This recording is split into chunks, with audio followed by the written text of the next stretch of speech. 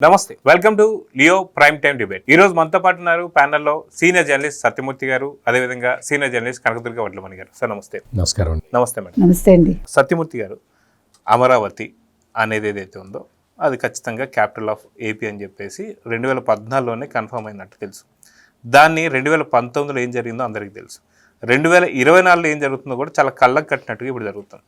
అయితే అమరావతి గురించి చాలా దుష్ప్రచారాలు చేస్తున్న వైసీపీ పార్టీ కావచ్చు, లేదా రైతులు విమర్శిస్తున్నారని కావచ్చు, ఇవన్నీ ఇప్పటికీ కొనసాగుతున్నాయా? ఎలా చూడాలంటే ఈ దుష్ప్రచారాన్ని? ఇంకా కంటిన్యూ చేస్తూనే ఉన్నారు.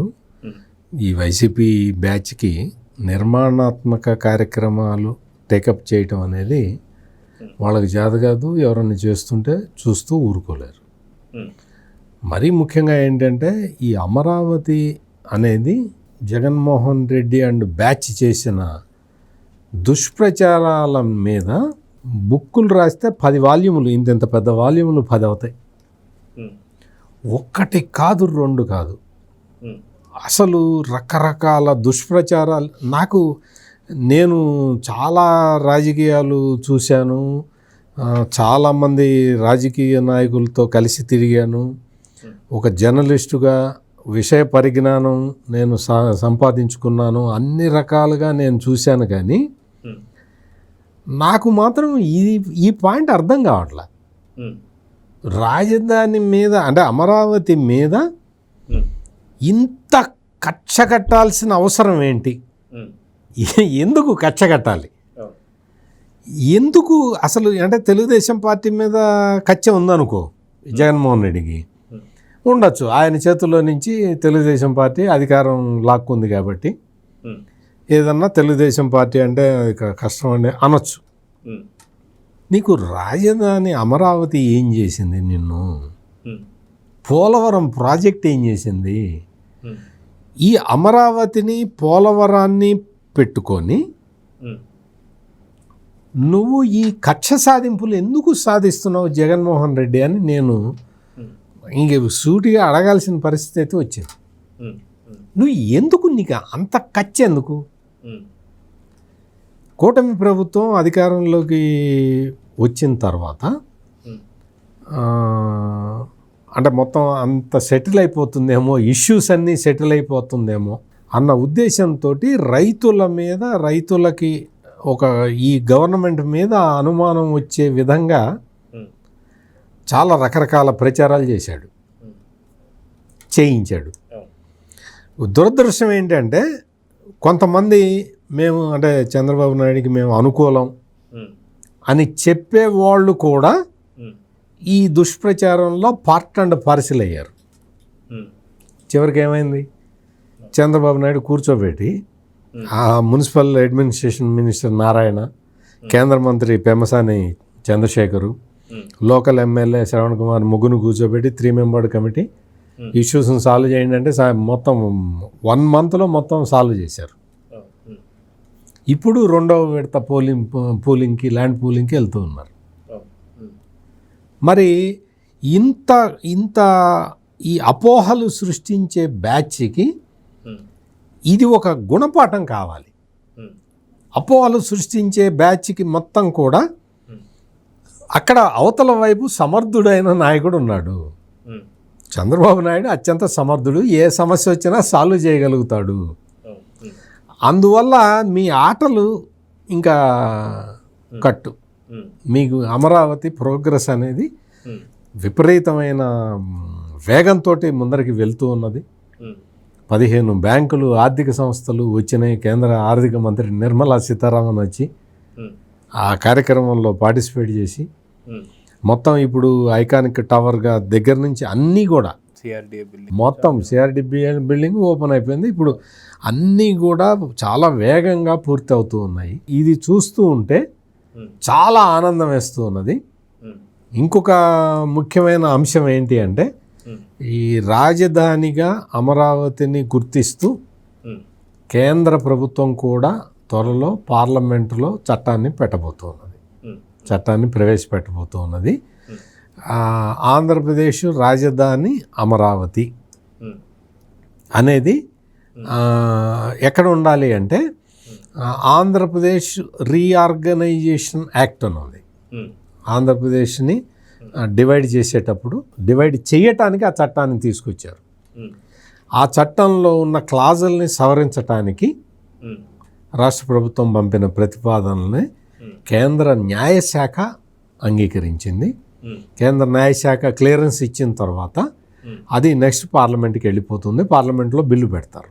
త్వరలో, అతి త్వరలో పెట్టేస్తున్నారు. ఈ ఆంధ్రప్రదేశ్ రీఆర్గనైజేషన్ యాక్ట్ని సవరిస్తారు. సవరించి ఆంధ్రప్రదేశ్ రాజధాని అమరావతి అని అందులో వచ్చేస్తుంది. అది కూడా త్వరలో జరగబోతున్నది. అంటే అమరావతి ఆంధ్రప్రదేశ్కి ఏకైక రాజధాని అనే ఒక దీనికి కట్టుబడి పనిచేస్తున్న కూటమి ప్రభుత్వానికి మనం ఇది పార్లమెంటులో ఏపీ రీఆర్గనైజేషన్ యాక్ట్ సవరణ అయిపోగానే మనం కూటమి ప్రభుత్వాన్ని అప్రిషియేట్ చేయాలి. అంటే ఇప్పటి నుంచే అప్రిషియేట్ చేయొచ్చు, తప్పేం లేదు. ఎందుకంటే ఆ దిశగా కృతనిశ్చయంతో పనిచేస్తూ ఉన్న కూటమి ప్రభుత్వాన్ని మనం అభినందించక తప్పదు. కనకదుర్గ గారు, మనం చూసుకుంటే వైసీపీ నేతలు ఓన్లీ ఏపీకి రాజధాని అమరావతి కాదు అని చెప్పి మూడు ముక్కల ఆటలు ఆడారు. ఇది తీసి పక్కన పెడితే అమరావతి మహిళల్ని వేసేలతో పోల్చడం కూడా మనం చూస్తూ వస్తున్నాం.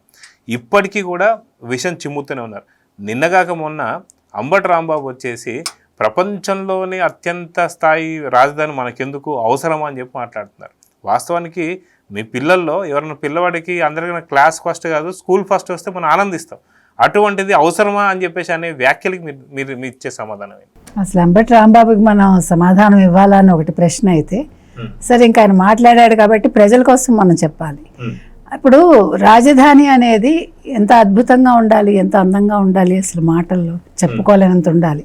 ఇప్పుడు మీరు ఒకవేళ చరిత్రలో చూసుకున్నా ప్రతి ఒక్కళ్ళది ఎంత అద్భుతంగా ఉంటుంది. శ్రీకృష్ణదేవరాయలది తీసుకుంటే అష్టదిగ్గజాలు ఎక్కడున్నారు, అదే ఒక సంస్థానం, ఒక ఆయనది.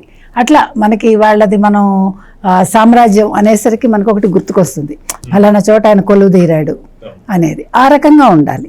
అంటే వీళ్ళు చదువుకుని ఉంటే ఇవన్నీ తెలుస్తాయి, చదువుకోలేదు కాబట్టి తెలియదు. ఇప్పుడు హైదరాబాద్ అనగానే ఇవాళ కళ్ళకి ఎంత అద్భుతంగా కనిపిస్తుంది మనకి. అంటే నేను అనేది ఏంటంటే ఒక తలమానికంగా ఉండాలి.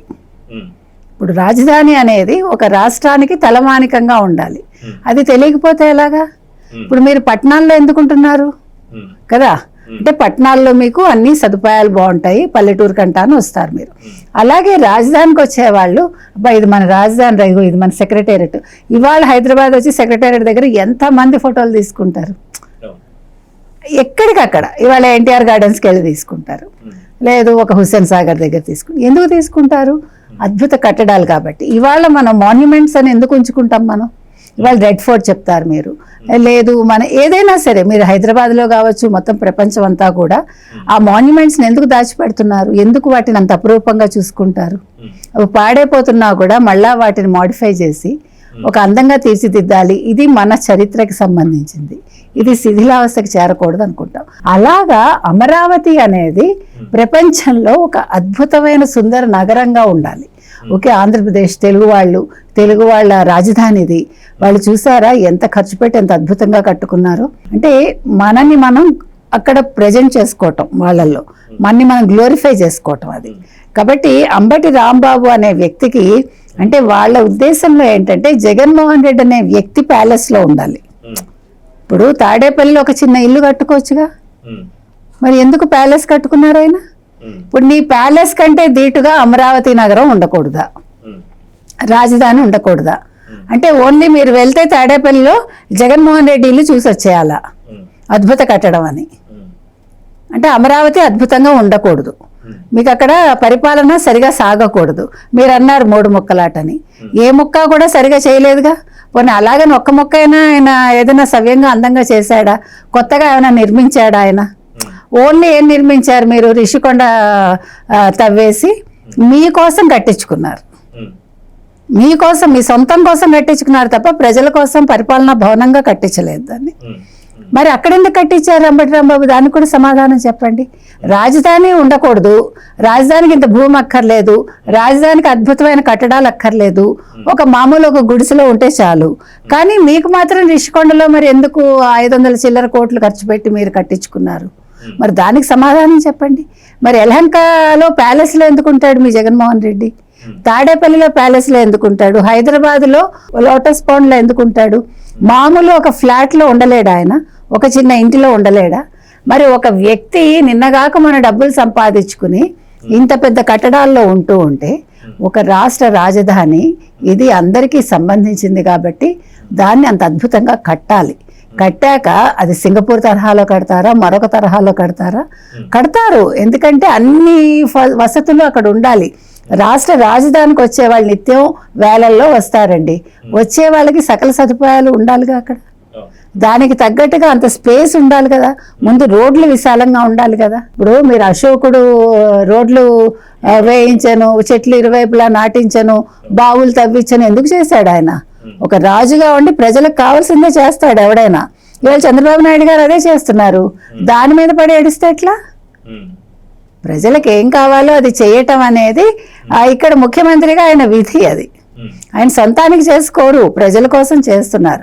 దానికి మీ ఇందాక సత్యమూర్తి గారు చెప్పిన పునర్విభజన చట్టంలో ఇప్పుడు మనకు ఒక రాజధాని అంటూ లేదు కాబట్టి, కొత్తగా నిర్మిస్తున్నాం కాబట్టి, ఇప్పుడు మీకు చండీగఢ్ ఉందండి, అద్భుతంగా కట్టారు చండీగఢ్. ఎందుకు కట్టారు అంటే తర్వాత నిర్మించారు కాబట్టి.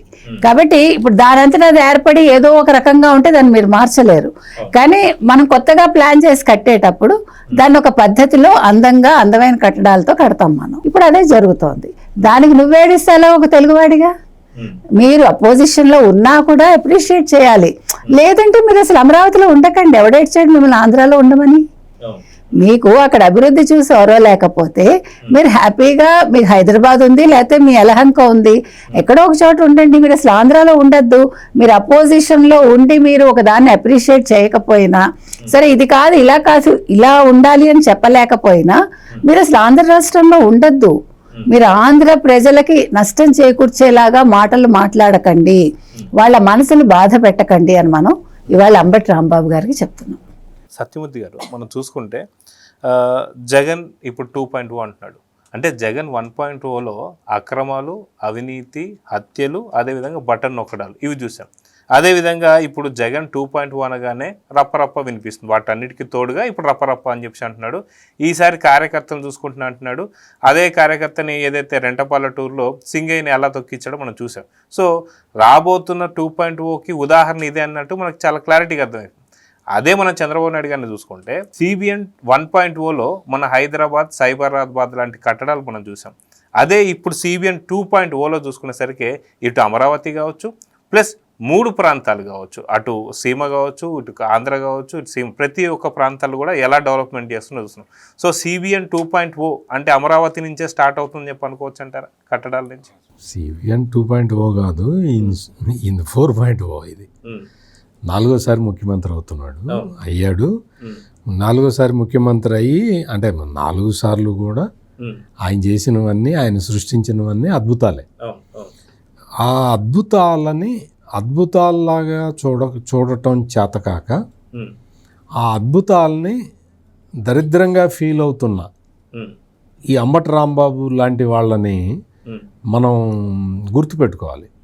ఎందుకు గుర్తుపెట్టుకోవాలి అంటే, ఈ అంబటి రాంబాబు వచ్చి అమరావతి మీద లేటెస్ట్గా చేసిన ఈ కామెంట్లు, ఇదేందండి, ఈ కర్మ ఏంటి, ఈ దరిద్రం ఏంటి అని మాట్లాడాడు. ఈ దరిద్రము, ఈ కర్మ అంతా కూడా జగన్మోహన్ రెడ్డితోటే పోయింది. అంబటి రాంబాబు ఈ రాష్ట్రానికి ఒక దరిద్రాన్ని తీసుకొచ్చింది, ఒక కర్మని చెడగొట్టింది ఈ జగన్మోహన్ రెడ్డి. అందుకనే ఈ దరిద్రం ఏంటి, ఈ కర్మ ఏంటి అని అనుకున్నది ఎప్పుడో తెలుసా అంబటి రాంబాబు? ఎప్పుడు అంటే, రాజధాని అమరావతిలో రోడ్లు తవ్వుకొని ఆ రోడ్ల కింద వేసిన కంకర అమ్ముకుంటారు చూసారా, అది దరిద్రం. అంటే అది దరిద్రం. అమరావతిని అప్పట్లో మీ దగ్గర స్పీకర్గా పనిచేశాడు ఒక ఆయన, ఆయన అడుగు చెప్తాడు, ఏముంది శ్మశానం అన్నాడు. ఇంకొక ఆయన ఉన్నాడు మీ మీ మీ పాలనలో విద్యాశాఖ మంత్రిగా పనిచేశాడు బొత్స సత్యనారాయణ. ఏముంది అమరావతి శ్మశానం అన్నాడు. మరి ఆయన స్పీకర్గా ఎడారిలో పనిచేశాడు, ఈయన విద్యాశాఖ మంత్రిగా ఇందులో పనిచేశాడు. ఏది ఈ శ్మశానము లేదు ఈ ఎడారి అన్న వీళ్ళు నీకు ఆదర్శంగా ఉంటే అమ్మడు రాంబాబు ఇంకా నీ అదే కర్మ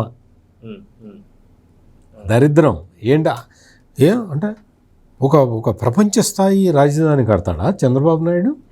ప్రపంచ స్థాయి రాజధాని అంటే ఢిల్లీ కన్నా గొప్పగా కడతాడా అని అడుగుతాడు. ఏంటి మంత్రిగా పనిచేసావు, కనీసం నువ్వు ఏం మాట్లాడాలి, ఎట్లా మాట్లాడాలి, పబ్లిక్లోకి వెళ్తున్నావు అన్న ఒక స్పృహ ఉండాలి కదా రాంబాబు. స్పృహ ఉండాలి. ఢిల్లీ కన్నా బెటర్ రాజధాని కడతారు, ఏంటి నీకేంటి అభ్యంతరం? ఢిల్లీలో కొన్ని ప్లేసులు ఉన్నాయి, ఓల్డ్ ఢిల్లీ అంటారు, ఆ జామా మసీదు ఆ ఏరియాలు ఉంటాయి, అవన్నీ కంజెస్టెడ్గా ఉంటాయి. తెలుసు, చూసావా రాంబాబు వెళ్ళి ఎప్పుడన్నా? నువ్వు అటువంటి ఆ ఢిల్లీ కన్నా కూడా మెరుగైన ఇది కడతాను అని చంద్రబాబు నాయుడు అన్నాడు అనుకో, నీకేంటి? What is your problem? నీ డబ్బులు నువ్వు నీ జగన్మోహన్ రెడ్డి సంపాదించుకున్న అక్రమ ఆస్తులన్నీ తీసుకొచ్చి దీనికి పెట్టట్లేదు కదా, నీకేంటి ప్రాబ్లం? ఎక్కడి నుంచో ఫైనాన్సెస్ తెస్తున్నారు, పెడుతున్నారు, ప్రాజెక్టులు డెవలప్ చేస్తున్నారు. ఇంటర్నేషనల్ ఒక స్టేడియంని పెట్టాలి, దాన్ని స్పోర్ట్స్ సిటీగా పెట్టాలి అని చెప్పి చంద్రబాబు నాయుడు ఏదో ప్రయత్నం చేస్తున్నాడు. నీకేంటి నొప్పి?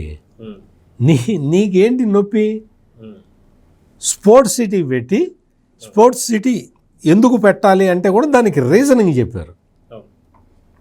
రాబోయే రోజుల్లో ఒలింపిక్స్కి ఆతిథ్యం ఇవ్వాలి మన దేశం అంటే ఆ స్థాయిలో ఒలింపిక్ సిటీ అని పెడతారు ప్రతి చోట. ఆ స్థాయిలో మేము సౌకర్యాలు కల్పిస్తామయ్యా అంటే నీ మట్టి బుర్రకి ఆలోచన రానందుకు నువ్వు బాధపడాలి, ఆయన చేస్తున్నందుకు ఏడవకూడదు. ఒలింపిక్స్ పెడతాను, వచ్చినాయా అవి పెడతారా? ఆ స్థాయిలో ఉండాలి మనము. మన బెంచ్ మార్కు ఒలింపిక్ సిటీ స్థాయిలో ఉండాలి. అందుకని ఒలింపిక్ సిటీ కడుతున్నాడు, స్పోర్ట్స్ సిటీ కడుతున్నాడు. నీకేంటి problem? What is your problem? Tell me. నువ్వేమన్నా ఒక సెంటు భూమి ఏమన్నా ఇచ్చావా ప్రభుత్వానికి, అమరావతికి రాజధానికి? నువ్వేమన్నా ఒక్క పైసా ఇచ్చా? చంద్రబాబు నాయుడు ఫస్ట్ అమరావతి మొదలుపెట్టేటప్పుడు అందరినీ పీపుల్ పార్టిసిపేషన్ ఉండాలి అని చెప్పి ఇటుక అని చెప్పి అమరావతికి ఒక బ్రిక్ డొనేట్ చేయండి అని పెట్టాడు. అంబటి రాంబాబు నువ్వేమన్నా ఒక బ్రిక్ కొన్నావా? ఆ బ్రిక్ కొంటే నా పార్టిసిపేషన్ ఉంది అమరావతిలో, నాకు చెప్పకుండా ఎట చేస్తారని నువ్వు అడగచ్చు, సమాధానం చెప్తారు. అప్పుడు నువ్వు ఇటుకే కొనలేదు, ఇసుక రేణువు కొనలేదు, పైగా రోడ్డు వేసిన దాంట్లో కంకర తవ్వుకొని వెళ్ళిపోయిన బ్యాచ్ మీది. మీరు వచ్చి అమరావతికి ఏడవటం ఎందుకు? ఏమి ఏడుపు? ఇప్పుడు మొత్తం అమరావతిలో రెండో దశ ల్యాండ్ పూలింగ్ కూడా రైతులు ముందరకు వచ్చారు. 16,600 ఎకరాలు సేకరిస్తున్నారు, సమీకరించేస్తున్నారు. వాటిట్లో అద్భుతమైన స్పోర్ట్స్ సిటీ వస్తున్నది, వాటిట్లో అద్భుతమైన రైల్వే స్టేషన్, మొత్తం south India north India connectivity తోటి రైల్వే స్టేషన్స్ వచ్చేస్తున్నాయి, అన్నీ వచ్చేస్తున్నాయి. అంబటి రాంబాబు నీకు ఇంకా ఓపిక ఉంటే నువ్వు అట్లా చూస్తూ ఉండు. ఇదేంది దరిద్రం, అదేంది దరిద్రం అని నిన్ను నువ్వు దరిద్రంగా ప్రజెంట్ చేసుకోమాక ప్రజల ముందర. నువ్వు అట్లా దరిద్రంగా ప్రజెంట్ చేసుకుంటే నీ దరిద్రమే బయటపడుతుంది తప్ప అమరావతి మాత్రం అభివృద్ధి ఆగదు, అభివృద్ధి ఆగే సమస్య లేదు. అభివృద్ధిని ఆపుదాం అనుకున్న వాళ్ళు డస్ట్బిన్లో కూడా అట్టడుగున కింద పడిపోతారు. ఆ విషయం నీకే తెలుసు. అయితే కనకదుర్గ గారు, ఇప్పటికీ కూడా అమరావతిపై దుష్ప్రచారం ఎలా చేస్తామని తెలిసిందే. 4 చుక్కలు పడితే చాలు పూర్తిగా అమరావతి మునిగిపోయిందని, అసలుకి ఇక్కడ అసెంబ్లీ లేదని చెప్పేసి ఎన్నో రకాలు మాట్లాడుతున్నారు. వాస్తవానికి అదే టైంలో మనకి ముంబైలో కావచ్చు, ఢిల్లీలో కావచ్చు, ఆఖరికి హైదరాబాద్లో కావచ్చు అన్నీ మునిగిపోయి పూర్తిగా పైన కార్లు తేలుతున్నటువంటి విజువల్స్ కానీ, ఫోటోలు కానీ, వార్తలు కానీ వాళ్ళు ఎక్కడ లేరు. ఓన్లీ అమరావతిలో ఎక్కడో ఉన్న విజువల్స్ తీసుకోవచ్చు, బంగ్లాదేశ్లో విజువల్స్ కావచ్చు, అక్కడిక్కడ తీసుకొచ్చి పూర్తిగా చూపించి అమరావతి మునిగిపోయిందని చెప్పి, అసలుకి అమరావతి మునిగిపోయిందని చెప్పి మాట్లాడుతున్న వీళ్ళే మళ్ళీ ఇటీవల కాలంలో లేదు మాకు 3 రాజధానులు వద్దు, ఓన్లీ అమరావతి ముద్దు అంటున్నారు. దీని అనుకున్నటువంటి కుట్ర ఏంటంటే ఏం చెప్తారు? అంటే ఇప్పుడు ఏమనాలి, ఏదైనా కూడా నెగిటివిటీని ఒకటి ప్రొజెక్ట్ చేయడంలో వైసీపీ ముందు ఉంటుంది.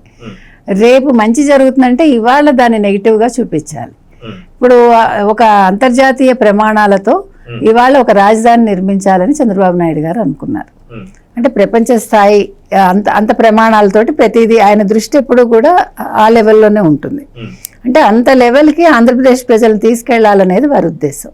మీరు అలా ఎలా తీసుకెళ్తారు? మీరు అన్నారు ఎక్కడ వరదలు వచ్చినా దాన్ని ఇక్కడే చూపిస్తారని.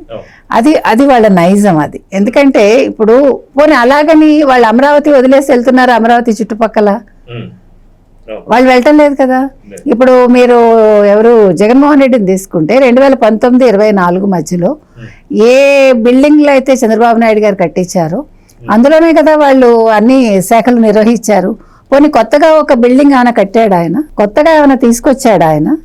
ఇప్పుడు మీరు ఏదైనా తీసుకొచ్చి దాన్ని ప్రమాణంగా చూపించి దీనికంటే మీరు చేయక్కర్లేదండి, ఇది చాలా అత్యున్నతంగా ఉంది, మేము చేసాము అని చెప్పాలి.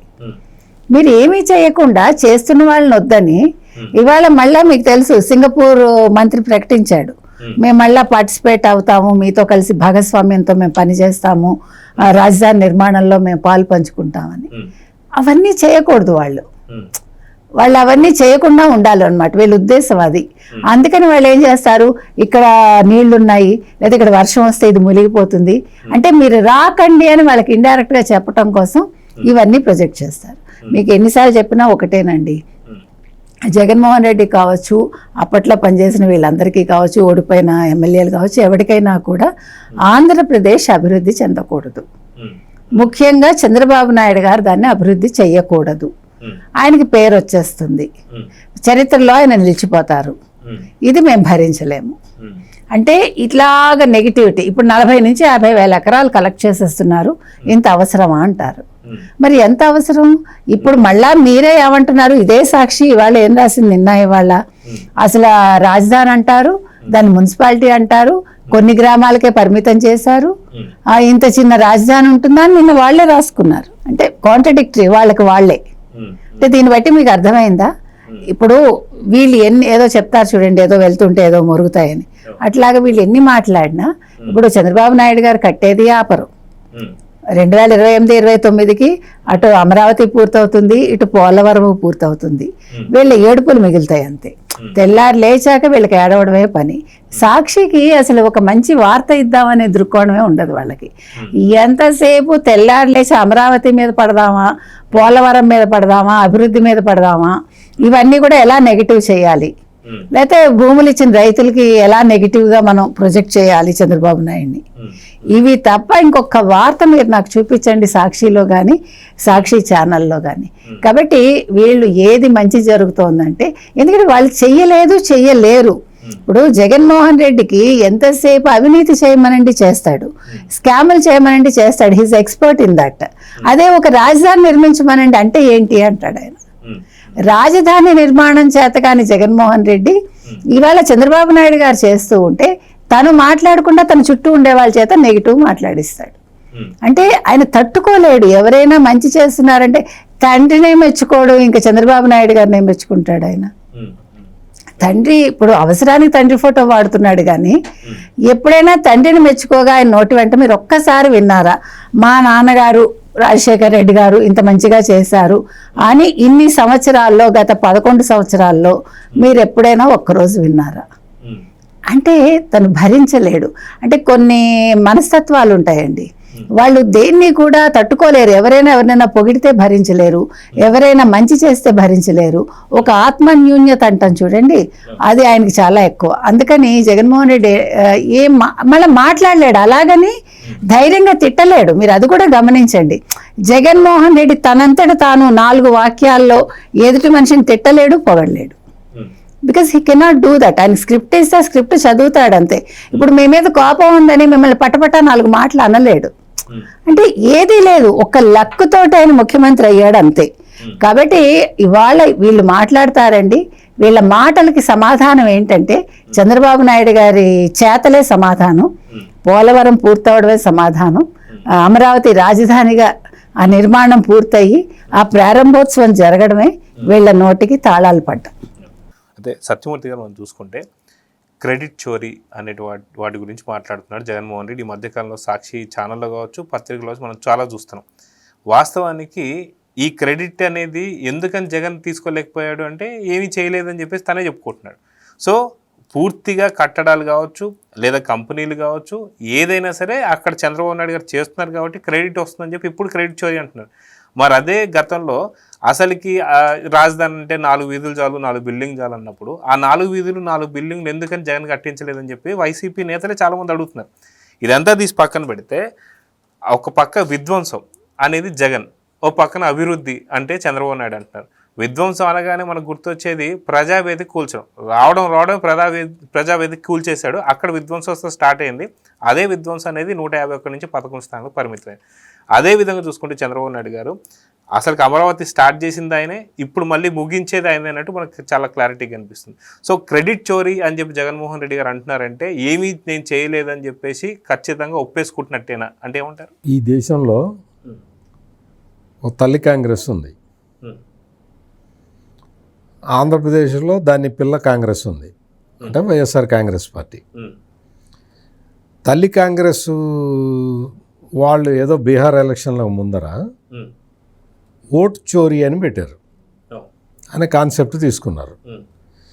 ఈ పిల్ల కాంగ్రెస్ జగన్మోహన్ రెడ్డికి ఎంత భావ దారిద్ర్యం ఉంది అంటే కొత్త పదం ఏది దొరక్క ఆ ఓటు చోరీని తీసుకొచ్చి క్రెడిట్ చోరీ అని పెట్టుకున్నాడు. ఇక్కడ ఇంకొకటి సార్, ఆ చోరీ అనేది చాలా నచ్చింది ఆయనకి. అంటే అలవాటు కదా, ఆ పదం చాలా బాగా కనెక్ట్ అయ్యాడు, అలవాటైన పదాలు కనెక్ట్ అయ్యాడు ఆయన. అట్లా రాహుల్ గాంధీ బీహార్ ఎలక్షన్లకు సంబంధించి ఓటు చోరీ అని చెప్పి ఆయన ఏదో స్లోగన్ తీసుకున్నాడు. బీహార్ ప్రజలు యాక్సెప్ట్ చేయలేదు, అది వేరే విషయం. నీకు అక్కడ ఓటు చోరీ అని పెట్టుకొని రాహుల్ గాంధీ చేసిన ప్రయత్నాన్ని బీహార్ ప్రజలు యాక్సెప్ట్ చెయ్యలేదు అన్న నాలెడ్జ్ అన్నా నీకు ఉండాలి.